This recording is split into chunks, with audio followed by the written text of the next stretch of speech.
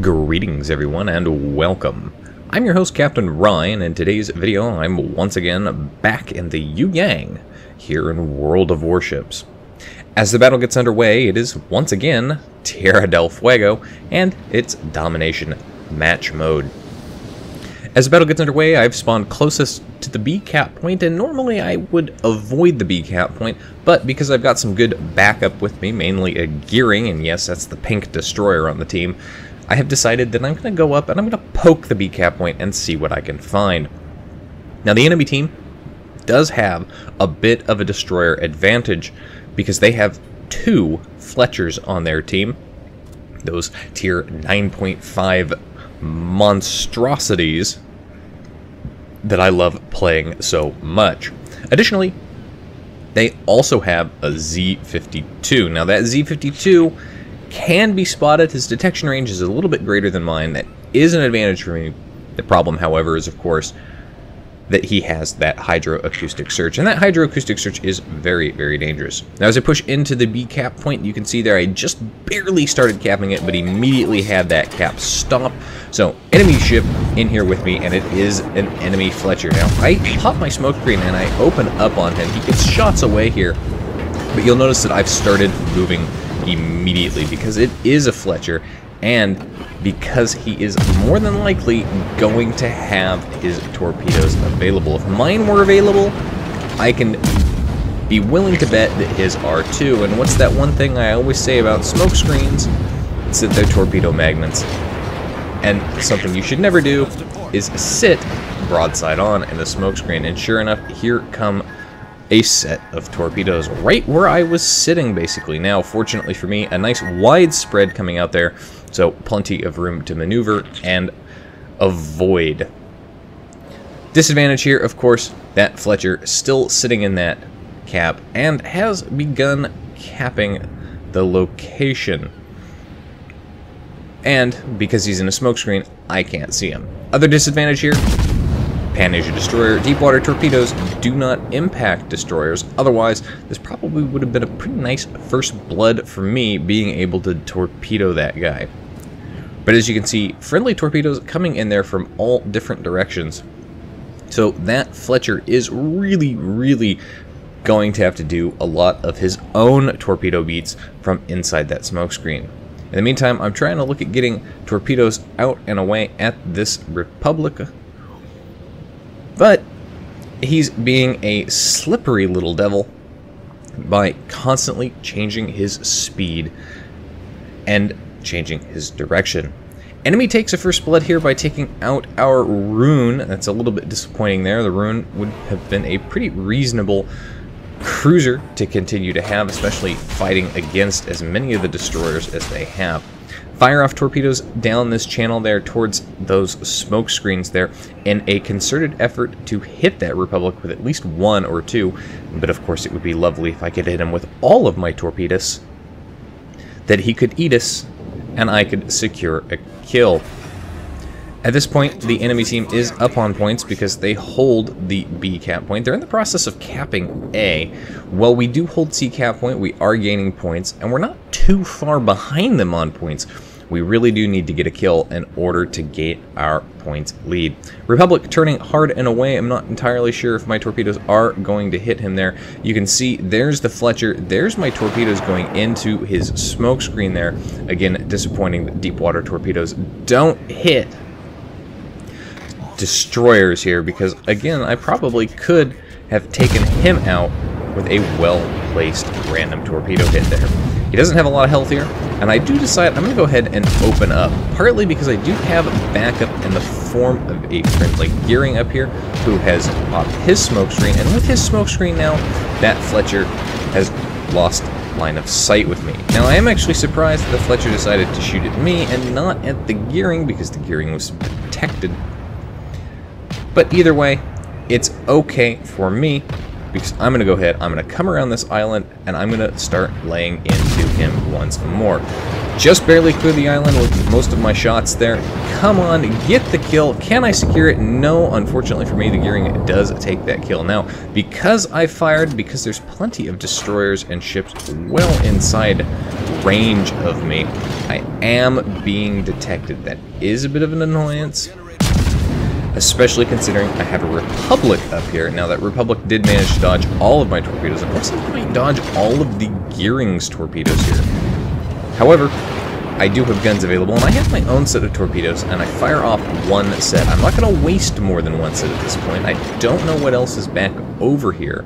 And given the angle that Republic is sitting at, and the fact that he's now once again changed directions, started moving forward and started turning away, if I'd fired off both sets, I would have missed with both sets.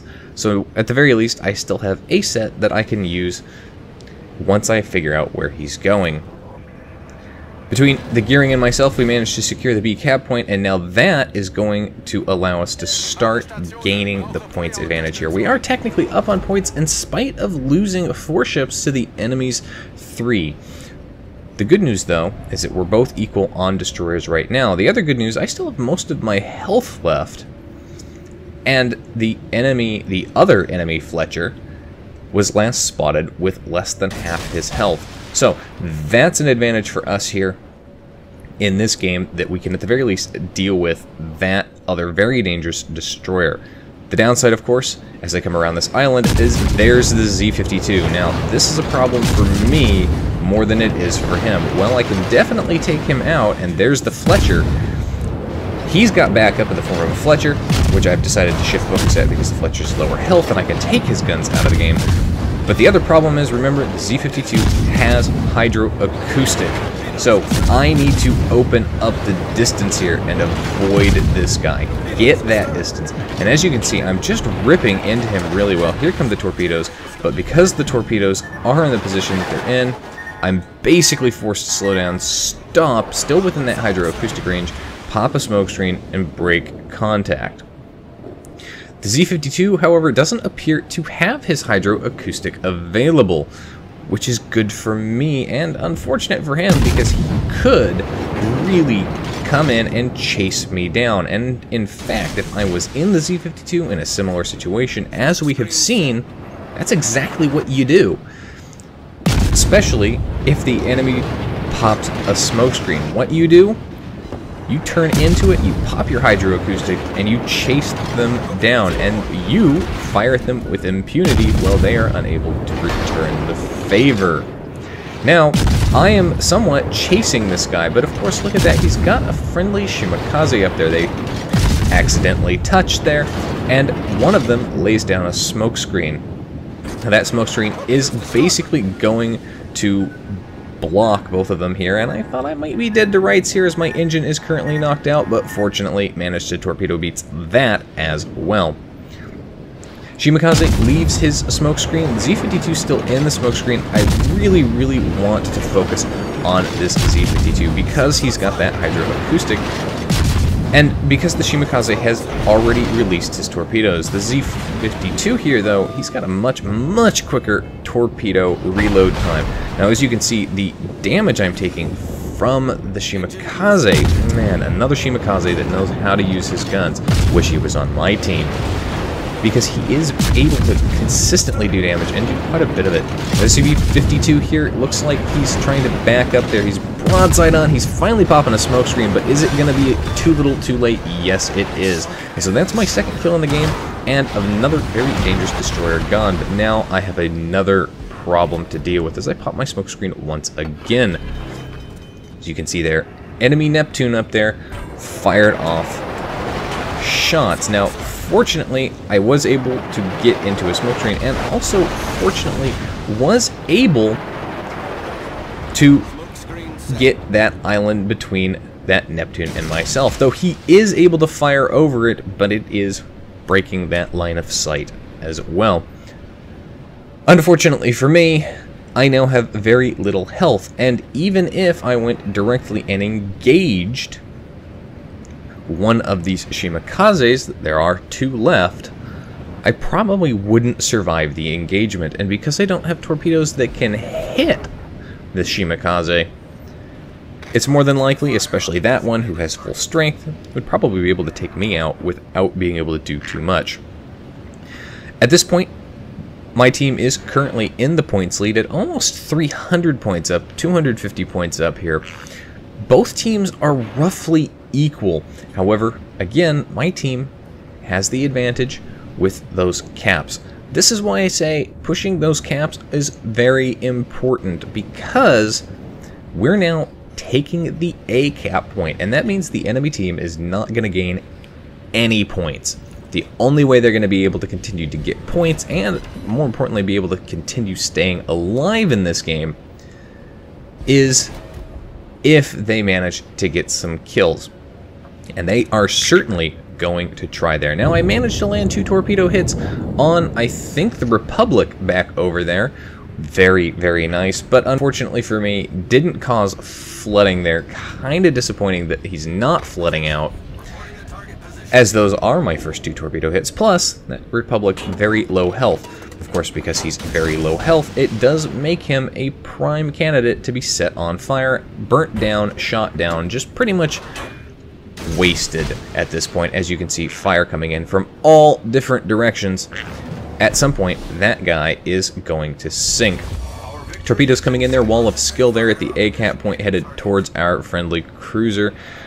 Can our cruiser avoid it? It looks like, yes, he did manage to avoid it. He also managed to secure the A cap point, so that gives us all 3. So we're gaining cap points at a nice quick rate, as we've now extended our lead by almost 300 full points here.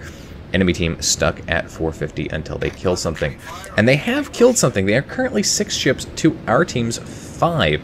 But again, this is where I say passive teams lose games, because of the passiveness of the cruisers and the battleships, and, well, the destroyers who've gone all the way back and are now focused on getting kills and damage rather than coming up and capping. The enemy team is simply not winning this game.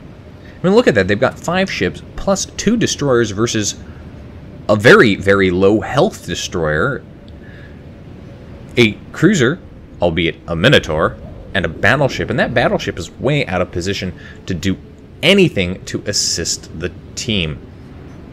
Now, I've got torpedoes available here in a second, and I'm looking at this battleship. He's one of 2 left here, and with any luck, he's going to continue to nose around that island. Now, first set of torpedoes away. Watching this battleship closely. I'm reversing so that I can get a better lineup with him as he continues to speed up, but as you can see, he starts slowing down. Now, I kind of suspected that he might do that. So, 2 nice spreads there, and no matter what he does, I should be able to get him outright. Friendly Minotaur manages to take out the other battleship with torpedoes there at the A cap point, so that continues to secure our lead at the A cap point. Enemy Shimakaze pops up very low health. Our Kurfürst is engaging the 2 of those Shimakazes. His secondary should really rip into it. Hopefully, he has got the secondaries focused on the one with more health in case I have to engage him. Now, enemy battleship has pushed around that island, and it looks like I do, in fact, have a nice set of torpedoes on him, and I'm not going to be able to hit him with the first set, but that's okay, because that first set, well, pay attention to it. It's passed in front of him there and connected on that Neptune. So the Neptune is dead. The second set there, well, there's 1, 2, 3, finishing off the Conqueror for a double strike. Completely unintentional, by the way. Didn't even know the Neptune was hiding back over there, but hey, look at that. Finished him off. And now, with those 2 dangerous cruisers and battleships dead, it just leaves 2 destroyers left, and they were spotted very, very far up. And well, that one Shimakaze could probably take me out if he did, given the fact that the Minotaur is right behind me. I doubt he would be able to kill him and win the game. So we went out on points because those Shimakazes decided to go all the way back up the other direction. 108,000 damage done in that game, 4 kills, 1 shy of a Kraken. A little bit disappointed by that, but that's okay. Double strike is fine and dandy. 3 base capture defense ribbons and 1 capture assist there. 6 floodings, 6 torpedo hits. Top of the team for XP earned, 2,200 base XP in the game, with our Kurfürst actually coming in second up there, 1,800 base XP, and the Minotaur third at 1,700 base XP. Anyway, that's it for today's video, folks. If you like the video, hit that like button, hit the subscribe button, leave a comment down below. If you'd like to get semi-regular channel news and updates, you can do so by liking and following me on Facebook. If you'd like to help support me and the channel, you can do so by becoming a supporter on Patreon. If you've got a replay like this one that you'd like to see featured on my channel, you can send it to my email. And if you'd like to watch me play various games live, you can do so by following me on Twitch. You can find the links for all of those in the video description down below. Just hit that little expand description icon. And as always, I'll see you next time. This is Captain Rye, signing off.